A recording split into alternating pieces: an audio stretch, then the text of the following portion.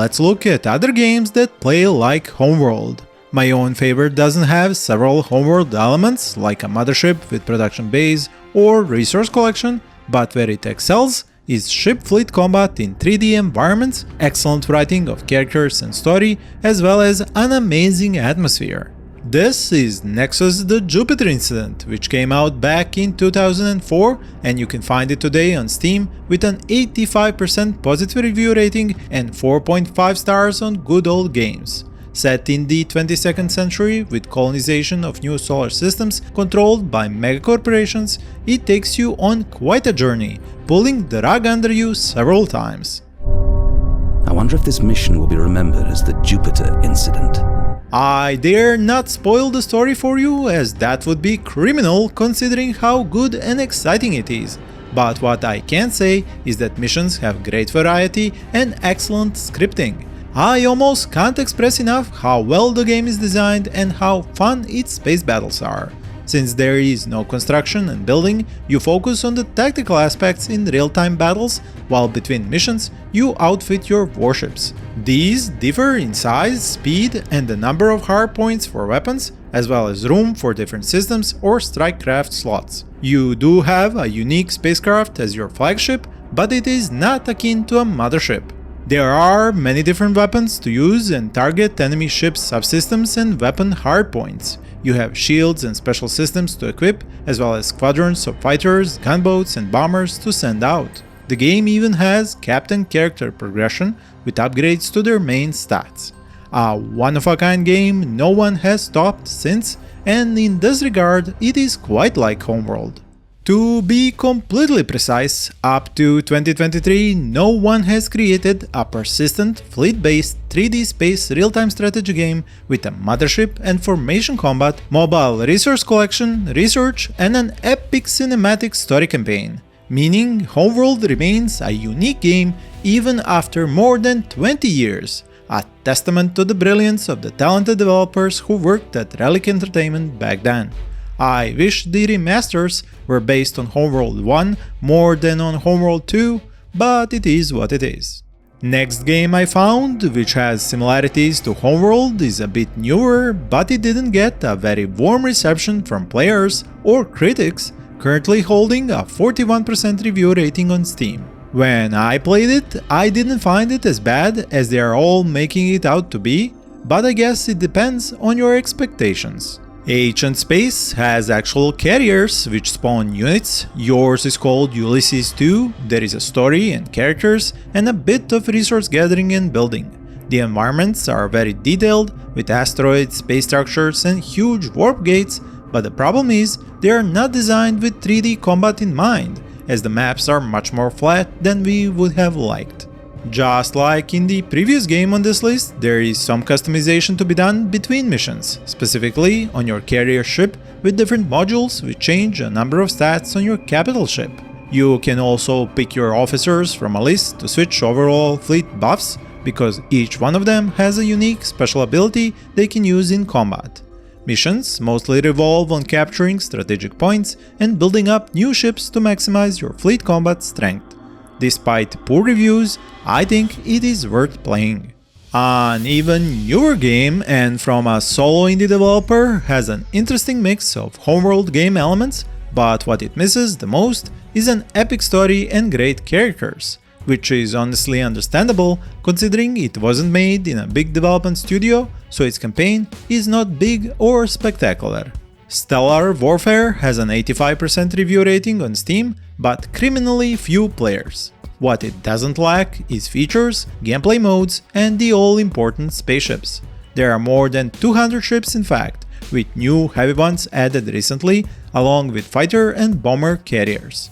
You can play in 4 single-player modes, including basic skirmish and wave survival, while multiplayer has 3 modes, one of which is Battle Royale. Moving. Reporting to new location. The core gameplay is based on collecting resources, base building and ship combat, with some neutral space structures to capture.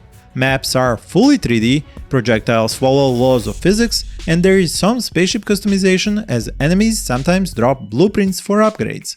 I myself am guilty for not giving Stellar Warfare more time in the past, but I plan to change that and I hope you will too. Now we are going back all the way to 2007 for a space epic which received so little love from players, critics and the community, but gave us such a unique gameplay and a story which unfolds in 30 non-linear branching missions. You won't find any base building or recognizable resource collection here, but it has great voice acting, cutscenes, music, outlandish storyline and setting, as well as organic ships. Genesis Rising holds an undeserving 28% low review rating, mostly because of its aged and unpatched Steam version, which gives players a hard time trying to play it. Funny thing is that the most upvoted review gives the exact simple solution to these technical problems. All that aside, the organic ships I mentioned and the highly futuristic setting are the most interesting elements of this hidden and forgotten gem. Mankind, 3000 years in the future, has faced the worst of what the universe could throw at it and came out swinging with genetically engineered starships which are almost living machines that even blow up in clouds of very red blood in space.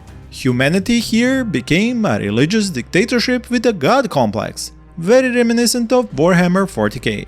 The real downer are flat 2D maps, while a huge upside is the way ships can be upgraded and new weapons grown on them in real time as your ship literally drinks the blood of your enemies and sucks up their genes. These next two games I will show you are some of the oldest and resemble Homeworld the most, having the same gameplay elements, but lacking that special feel, high quality production values, and mix of gameplay elements which made Homeworld stand out above all others. First of these is O.R.B. Off-World Resource Base from 2002. The economy in it is based on mining asteroids and sending the resources back to be processed. There is little tech research to be done and the big maps take long to traverse. It has a system of personnel, crews, which limit how much research you can do or how many ships you can recruit, as you have to spend that personnel in these roles. The more crew you put into research, for example, the faster it is done, while the extra crews for ships help them build faster. You can expand this crew limit by having more bases and a few other ways.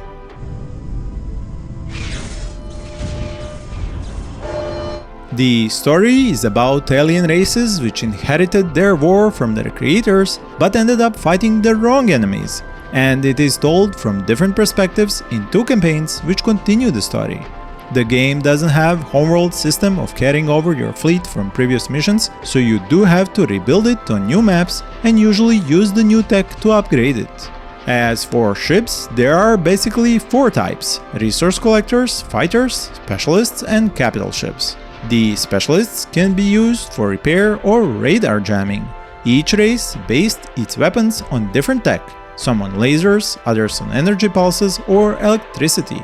It has a 3.9 out of 5 stars on GOG and 76% review rating on Steam if you want to try it out. The second old game, which is very similar to Homeworld and was even developed at about the same time, is called Fargate. In this one, you had humans fighting against two other alien races in single player, while only in the multiplayer could you try out the alien factions. Unlike the galaxy-spanning journey in Homeworld, here you play all the missions inside a single solar system. What is interesting here is that the celestial bodies actually orbit and move while you play. As for the core gameplay, it was more similar to O.R.B. than Homeworld, as you had to build a main base with resource collection stations and drones, and only then you could build ships and turrets. These ships could then be added to fleets or split up into separate squadron formations. While it had impressive graphics for the time, it also had some command issues which made fleet combat difficult, as you had to direct ships too much, down to what they should fire at. This became an even bigger problem when you had fights going on across the map at the same time. It had potential, but it faded to the realm of gaming history, only to be found on a Abandonware website. There is one Homeworld-like game I am sorry for not playing at release, and it is called Haegemonia Legions of Iron. It is the first game on this list which goes beyond the scope of Homeworld's gameplay due to players being able to manage their colonies on different worlds. The combat and missions you take are more in line with gameplay from a space RTS/4X hybrid. Here, developers implemented 3D environments properly, but the story is not too inspired, as you have Earth and Mars warring with each other until an outside threat of aliens forces them to work together. One of its notable features was that units spoke in made-up alien languages when you gave them orders instead of fluid English. It has a review rating of 64% on Steam, mostly due to technical issues of playing an old game, and 4.2 stars on GOG. There are as many ships to build as tech to research, and wormholes are used as a way to travel between systems. Ships are classed as fighters, corvettes, cruisers, and battleships, with several ships per group the smaller they are, similar to Homeworld 2 in fact. There are probes, spy ships, mine layers, repair ships, and even merchants and recyclers. Weapons also come in several varieties but are not very flashy, and the same applies to the combat itself, which was the biggest letdown in this game, both in scale and spectacle. Now, a game that came out decades later and used one of the most popular sci-fi/fantasy/horror themes had spectacle nailed down, but it didn't provide the scale we might want. Battlefield Gothic Armada 2. A sequel to an already good game, this one unfortunately also stuck to the 2D plane for ships, asteroids, and capture points. Its setting and races do provide most of the variety in gameplay, from the quick and agile ships of the Eldar to the lumbering fortresses of the Imperium and spacefaring junkyards called orc ships. Some ships send out fighters and bombers, others use lasers and torpedoes, and some even board or ram each other. The fun is there, and if you are a fan of Warhammer 40k, the theme is just a cherry on top. At GOG it has a 3 out of 5 stars, and on Steam a review rating of 78%. What helps to make up for smaller ship battles is the complexity and micromanagement of ship weapons, subsystems, movement, and special abilities.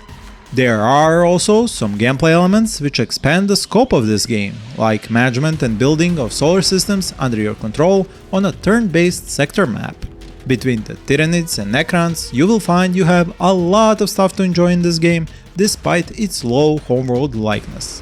Next, I want to mention 2 games in development that are much more like Homeworld despite having 4X elements. First one is called Ephemeris, and if you have watched my lists of upcoming RTS games, link up here and below, you might be familiar with it already. Its sole developer is building a complete 4X space sci-fi game with a whole galaxy, solar system management, building of massive fleets, and glorious real-time battles with Homeworld-like ship formations and carrier fleets, along with realistic, physics-based spaceship movement like in the sci-fi TV show The Expanse. An extra feature is the ability to jump in and manually fly any ship and use its weapons. There is a unit card system of organizing ships into separate squadrons, and you can merge and separate these squadrons on the fly to keep your fleet both organized and flexible in battles. You will be able to custom fit your ships with many systems and different weapons, and even different types of weapon mounts, changing their firing arcs and the way they track targets. To learn more about Ephemeris, use the link above or below for a full showcase and explanation. Another fully 3D space fleet strategy in development with real-time battles and a star map layer is called Dustfleet. Here you will get to command entire fleets of spaceships in battles and customize them between engagements with weapons and modules. Dustfleet is set in its own universe where mankind is under threat from an alien force. The turn-based 4X star map layer will let you plan out next battles, your fleet, and follow overall mission progress. There will be fighters, frigates, cruisers, carriers, and even reinforcements dispatched from star bases and stations. A nice Homeworld-inspired feature is the ability to salvage enemy wrecks for parts and even entire ship hulls. You can learn more about it in the video linked up here and below in the description. Now, there is a huge list of games with massive scale, 4x gameplay and real-time fleet battles which don't exactly play like Homeworld, but share its Space Empire theme and provide spectacle. Some would call them Homeworld-like and add them to such a list, but this is where I personally draw the line. These are games like Sins of a Solar Empire, Stellaris, Endless Space 2, Star Wars Empire at War, Imperium Galactica 2, Distant Worlds 2, Swords of the Star 2, and dozens of indie projects. And for this reason, I will make a separate list of all these games for you to enjoy. Thank you for watching and happy gaming!